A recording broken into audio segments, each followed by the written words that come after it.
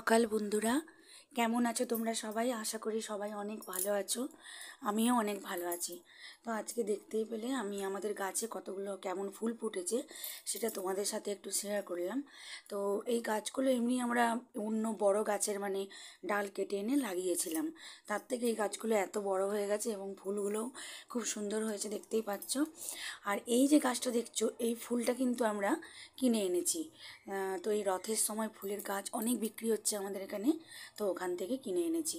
ফুলটা দেখতে বেশ সুন্দর, আর ওই ফুলটা লাগাবো তার জন্য দুটো বালতিও কিনে এনেছি। আরও দুটো গাছ এনেছি। সেই দুটো গাছ হলো তোমার একটা গোলাপি রঙের আর একটা সাদা রঙের, দুটো জবা ফুলের গাছ।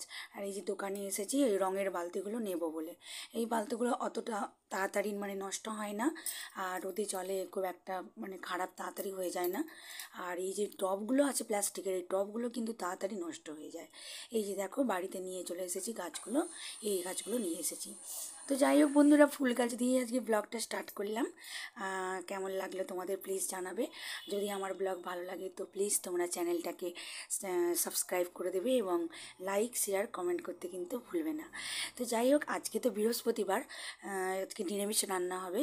দেখতেই পাচ্ছ পটলের গোটা গোটা আমি পটলের আজকে রান্না করছি, কারণ একঘেয়েমি পটল আলুর তরকারি, পটলের ঝোল, পটলের পোস্ত এইসব খেতে খেতে আমাদের আর ভালো লাগছে না খেতে। তো বাড়িতে এটাতেও পোস্ত একটু দেওয়া হবে, কিন্তু একটু অন্যভাবে। এই দেখো কি কি নিয়েছি আমি এখানে। নিয়েছি কাজু, কিশমিশ, 3টে কাঁচা লঙ্কা, দারচিনি আর এলাচ আর অল্প একটু পোস্ত। তো সব এগুলো একসাথে আমি পেস্ট করে নেব। পেস্ট করে নিয়ে আমি শিলনোড়াতেই বেটে নেবো। শিলনোড়াতে বেটে নিয়ে তো রান্নাটা করব। তো এমনি পটল তো আগে পটলটাকে নুন হলুদ দিয়ে ভেজে নিচ্ছি, আর হলুদটা না দিলেই চলে, এটা একটু বেশ সাদা সাদা গ্রেভি হলেই কিন্তু ভালো হয়। কিন্তু এবার দেখো সবার তো খাওয়ার পছন্দটা সমান নয়। তো আমাদের বাড়িতে কিন্তু সাদা গ্রেভিটা অতটা খুব একটা কেউ পছন্দ করে না। তো সেই কারণে আমি অল্প একটু হলুদও দিয়েছি, একটু হলদেটাই হবে তরকারিটা।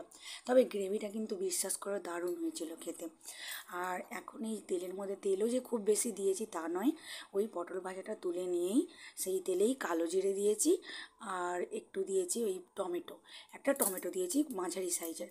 টমেটোটা দিয়ে নুন দিয়ে একটু দেখলে টমেটোটা যেই নরম হয়ে গেল, আর তারপরে এই মশলাটা কিন্তু দিয়ে দিলাম, বেটে রাখা মশলাটা। তো মশলাটা দিয়ে একটু কষিয়ে নেবো। এর সঙ্গে একটু দেখতেই পাচ্ছ ধনে জিরে গুঁড়ো আর একটু লঙ্কার গুঁড়ো দিয়ে দিলাম। হলুদটা আমি আগেই দিয়ে রেখেছিলাম, তো সেই কারণে লবণও দেওয়া আছে। তো এটা কষানো হয়ে গেলে পটলটা দিয়ে একটু ফুটিয়ে নামিয়ে নেবো, শেষে একটু ঘি দিয়ে দেবো। ব্যাস এই হচ্ছে পটলের এটাকে পটলের পোস্তও বলতে পারো, পটলের কি বলবো আমি জানি না। তো এরকম করে খেলে বেশ ভালো লাগে।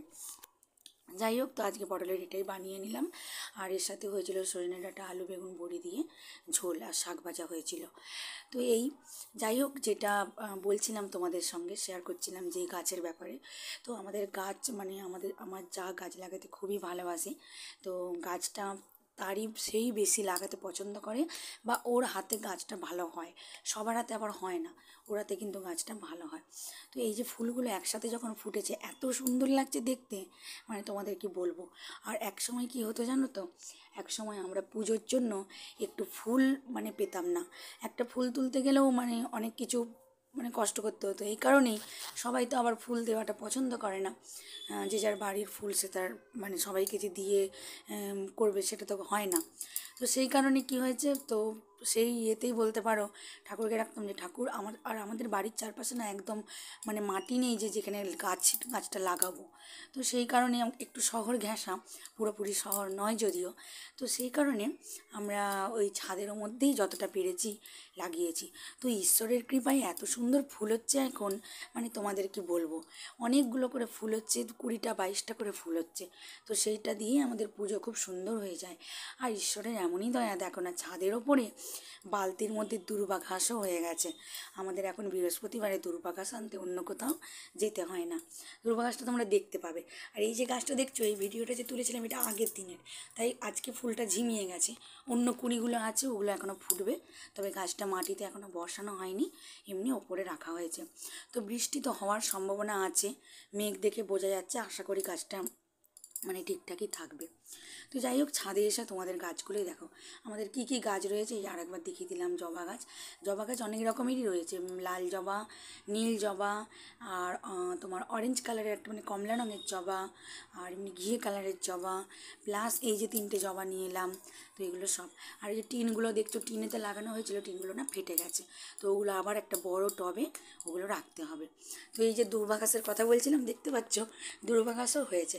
তো বেশ ভালো লাগে, নিজেদের বাড়িতেই সব কিছু বেশ আর মানে তুলে নিয়ে পুজোতেও লাগানো যাচ্ছে। আর তোমার বাইরে থেকে নিতে গেলে কোথায় কি নোংরা থাকবে সেটারও কোনো ব্যাপার নয়, একদম পরিষ্কার। তো যাই হোক বন্ধুরা, ব্লগটা তো আর বেশি বড় করছি না, আজকের লাঞ্চ থালিটা তোমাদের দেখিয়ে দিলাম।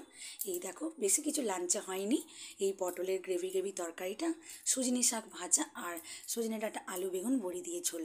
তো যদি তোমাদের আমার ব্লগটা ভালো লাগে তো প্লিজ তোমরা চ্যানেলটাকে সাবস্ক্রাইব করে দিও, লাইক করো, শেয়ার করো, কমেন্ট করো।